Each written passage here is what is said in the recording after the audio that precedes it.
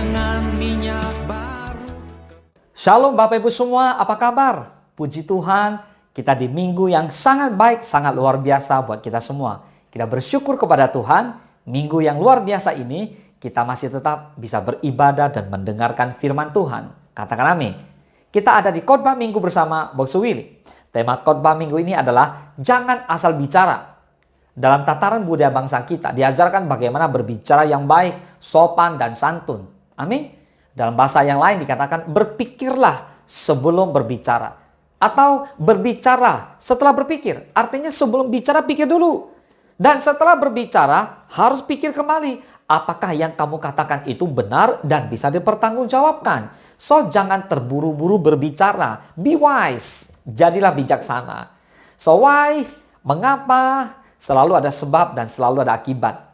Selalu ada efek, selalu ada tanggung jawab dari setiap perkataan yang telah kita keluarkan dari mulut bibir kita yang kita katakan setiap hari.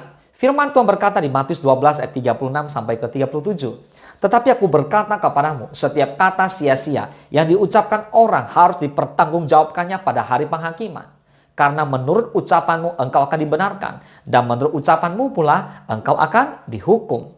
Saudara, jangan asal bicara. Mari kita belajar jadi orang yang benar, bijaksana, dan tahu apa yang kita katakan itu juga yang kita kerjakan. So, doakan apa yang kita kerjakan. Kerjakan apa yang kita doakan. Katakan apa yang Anda kerjakan. Kerjakan apa yang Anda katakan. Jangan munafik. Jadilah hamba Tuhan yang bijak. Ada amin. Tuhan mengenal setiap kita. Tuhan tahu persis setiap kita. Setiap perbuatan kita setiap hari. Keberadaan kita bukan hanya di dalam gereja. Hari Minggu, Bapak Ibu semua bisa begitu luar biasa memuji, menyembah Tuhan, loncat-loncat, angkat tangan, getar-getar di dalam gedung gereja. Lalu bagaimana hari Senin sampai hari Sabtu? Apakah Anda gunakan mulut ini untuk memuliakan Tuhan, untuk bersaksi? Atau Anda gunakan untuk marah-marah, untuk memperkatakan hal-hal yang tidak menjadi berkat dan yang menyinggung atau melukai hati orang lain? Bertobatlah saudara. Jangan ngeles. Tuhan tahu keberadaan kita. Tuhan tahu persis. Berpikirlah sebelum berbicara. Katakan amin. So clear ya. Kita harus belajar hari ini untuk jangan sembarangan berbicara. Jangan asal ngomong. Mazmur 34 ayat ke-14. Jagalah lidahmu terhadap yang jahat dan bibirmu terhadap ucapan-ucapan yang menipu. Seringkali kalau banyak bicara, banyak salah. Banyak ngomong, banyak mengucapkan sesuatu yang bohong. Hati-hati. Ucapan kita bisa menipu, ucapan kita bisa menjadi berkat, ucapan kita bisa memuliakan Tuhan. Pilihlah yang memuliakan Tuhan. Nah, salah satu permasalahan yang sering terjadi di dunia akhir-akhir ini adalah banyak orang yang cenderung lebih suka berbicara daripada mendengar.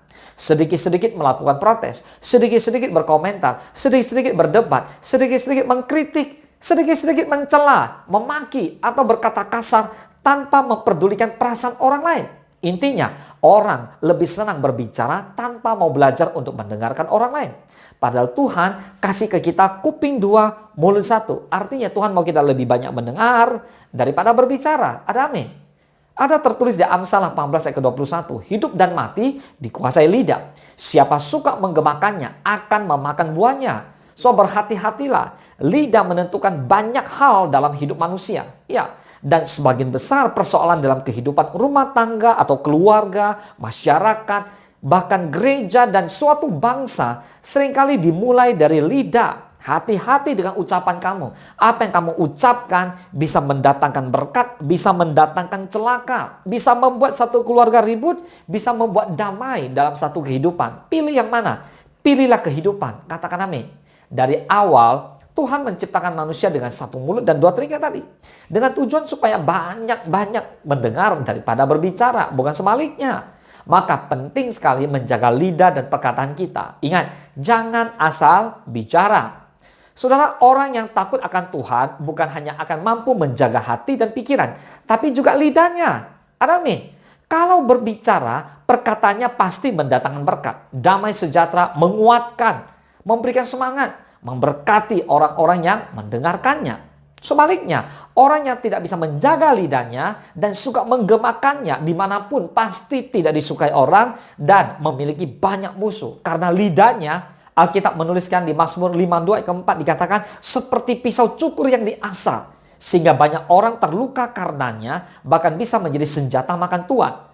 Amsal 5 ayat pertama dan kedua. Hai anakku, perhatikanlah hikmatku, arahkanlah telingamu kepada kepandaian yang kuajarkan, supaya engkau berpegang pada kebijaksanaan dan bibirmu memelihara pengetahuan. Bapak Ibu, perhatikan hikmat Tuhan. Kita harus berhikmat.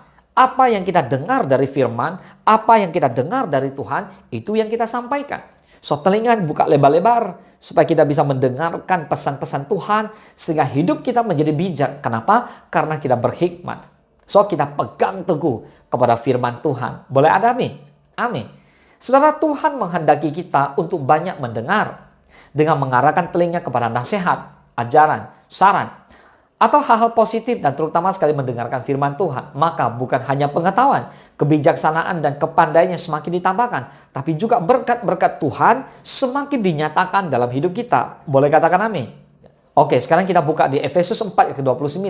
Janganlah ada perkataan kotor keluar dari mulutmu, tetapi pakailah perkataan yang baik untuk membangun, di mana perlu, supaya mereka yang mendengarnya beroleh kasih karunia. Saudara, Tuhan mengingatkan kita semua di Efesus ini, supaya jangan ada perkataan kotor yang keluar dari mulut kita. Hati-hati, jangan asal bicara.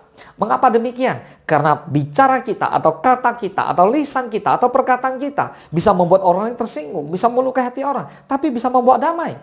So, biarlah semua perkataan kita dikatakan bahwa supaya orang lain beroleh kasih karunia. Boleh ada amin? Amin. Mungkin sebagian besar dari kita pernah mendengar kata-kata kotor, baik itu nama-nama binatang ataupun kata-kata yang merendahkan bahkan menghina orang lain dari mulut seseorang. Tapi biarlah itu tidak keluar dari mulut kita. Dan kita juga bisa merasakan ya, perasaan orang yang dikata-katai dengan kata-kata kotor yang merendahkan hanya bisa menyimpan kekesalan tanpa bisa berkata-kata apa-apa dan tidak bisa melawan kan? Atau kalau orang yang mempunyai kemampuan dan kemauan untuk membalas, bisa bayangkan apa yang akan terjadi? Maka yang terjadi adalah perselisihan, pertengkaran, bahkan mungkin akan terjadi tindak kekerasan atau kriminal. Lihat, ada begitu banyak keluarga yang hancur berantakan karena di dalam keluarga yang menonjol hanya bisa kritik pedas, caci maki, dan kata-kata sinis yang keluar dari mulutnya, dari anggota keluarga kepada anggota keluarga yang lain. Yang satu ngomong yang lain mencaci maki yang lain. Akibatnya keluarganya tidak ada damai dan tidak ada sukacita. Nah saudara, kita seharusnya menyadari bahwa kata-kata kita bisa memberkati orang lain. Orang bisa merasakan kasih karunia lewat apa yang kita katakan. Dan Tuhan lawat apa yang kita katakan. Tetapi ingat, kata-kata kita juga bisa menghancurkan hidup orang lain. So, jadi jangan asal berbicara, hati-hati dengan mulut kamu. Paulus mengatakan demikian. Hendaklah kata-katamu senantiasa penuh kasih, jangan hambar. Sehingga kamu tahu bagaimana kamu harus memberi jawab kepada setiap orang. Benar, apa yang dikatakan di dalam kitab Amsal bahwa hidup dan mati dikuasai lidah. Siapa suka menggemakannya akan memakan buahnya. Amin. Untuk itu, mari kita bersama-sama belajar pada hari ini. Berhati-hatilah dalam berkata-kata. Jangan sampai dengan lidah kita memuji Tuhan. Bapa kita dengan lidah lagi kita pula mengutuk manusia yang diciptakan menurut rupa Allah. Dari mulut yang satu keluar berkat, satu pula keluar kutuk. Bertobatlah, katakan amin.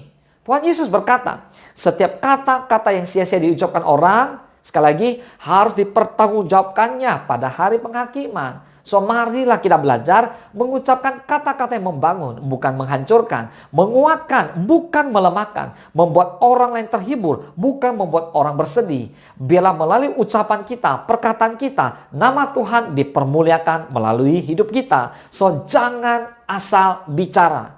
Pikirkan sebelum berbicara, berbicara setelah itu pikirkan kembali.